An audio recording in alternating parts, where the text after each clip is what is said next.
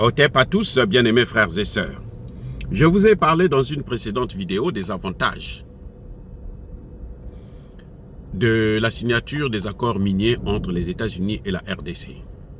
Je vous ai parlé des avantages du côté de la RDC et je vous ai dit que c'était SICOMINE 2, c'est-à-dire c'est le même accord entre les Chinois et la RDC avec un volet qui n'avait pas été prévu dans le premier accord, puisque ceux qui avaient négocié le premier accord, ce sont des ennemis du Congo, c'est-à-dire Kabila et Kagame.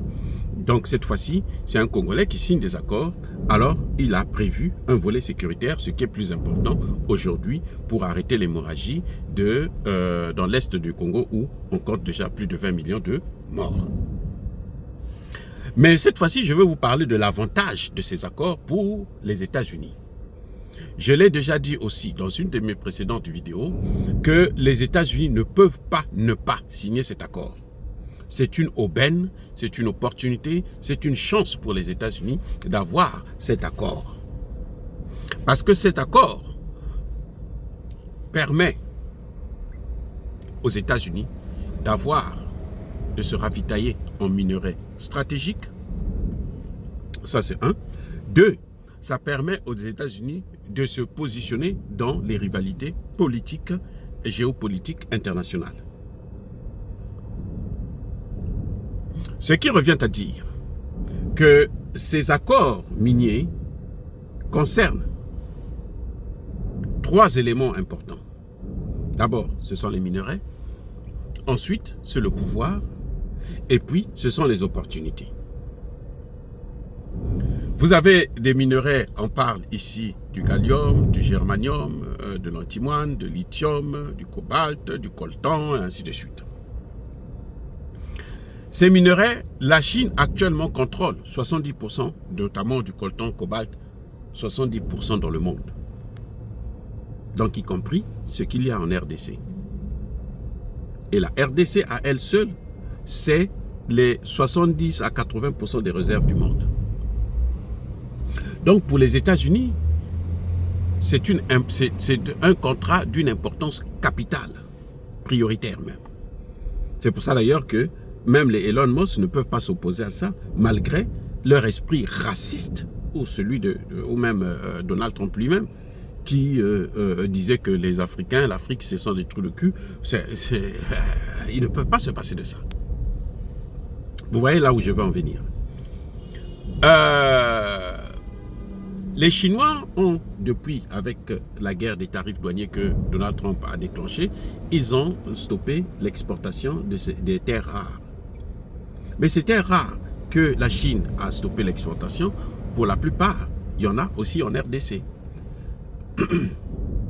Mes excuses. Donc, les États-Unis peuvent se ravitailler en RDC de ces terres rares. Vous voyez, c'est pour ça que cet accord, c'est un accord global. Et ça, c'est la différence qu'il y a entre l'accord qu'il y a eu avec la RDC et la Chine, signé, négocié par les ennemis de la RDC, Kagame et Kabila.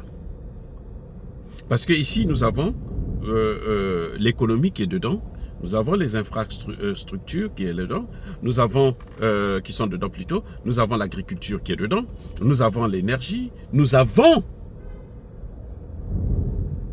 Et le plus important, c'est ça, volet sécuritaire, que les autres n'avaient pas prévu. Parce que ce n'était pas de leur intérêt de prévoir un volet sécuritaire. Sinon, ils auraient fait la guerre avec eux-mêmes. Donc, cet accord, les Américains ne devraient plus voir l'Afrique comme étant simplement un réservoir de ressources stratégiques, mais plutôt comme étant un partenaire. Parce que si la RDC n'a pas annulé les accords avec la Chine, les Américains auront à faire la compétition avec la Chine. Et il n'y a pas très longtemps, la RDC a signé des accords dans certains domaines, pas des accords miniers, mais des accords dans certains domaines avec le Japon.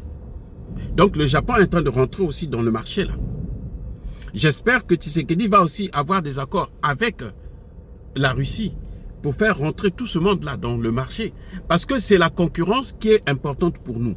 quand ils rivalisent, pas la guerre, non, la concurrence. Hein? C'est la concurrence que nous voulons, la compétition, le plus offrant. Les Américains en général sont très bons dans ce domaine-là. Ils investissent le plus. Mais est-ce que, comme c'est l'Afrique, parce que ils vont investir comme ils ont l'habitude de le faire dans d'autres pays, puisque ici, il s'agit du développement, parce que la finalité, c'est le développement de la RDC. Donc, les Américains ont un instrument qui leur permettra de rivaliser avec la Chine. Vous voyez, ça c'est le plus important.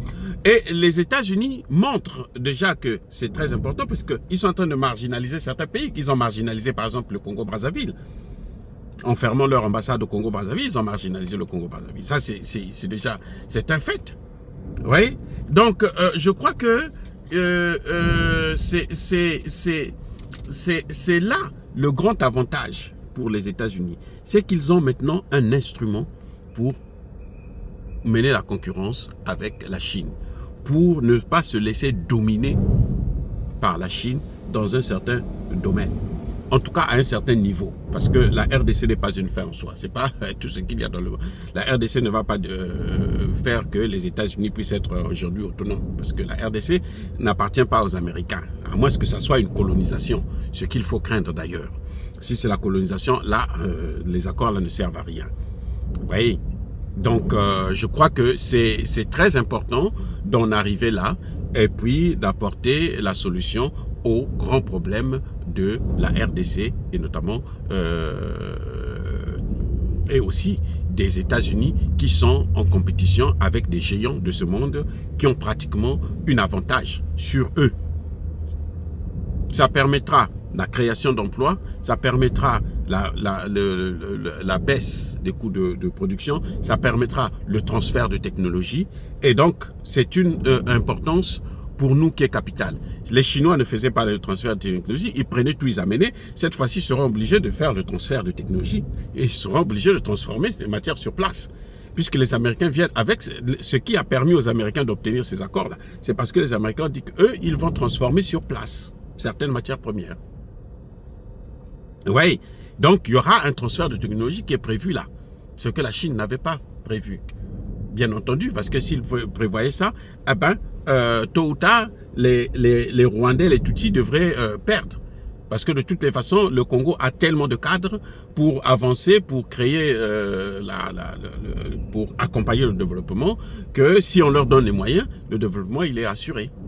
Voilà, bien aimés frères et sœurs, encore une fois de plus, soyez bénis, abondamment bénis par le Dieu des Kémites et par nos ancêtres angélisés, mais que tous ceux qui persécutent le continent africain, le pillent et le déstabilisent, qu'ils soient noirs, blancs, chinois, arabes, juifs, indiens ou qui qu'ils soient punis, maudits, foudroyés, neutralisés, écrasés, effacés par le Dieu des Kémites et par nos ancêtres angélisés. Vive l'Afrique éternelle, j'ai dit et j'assume.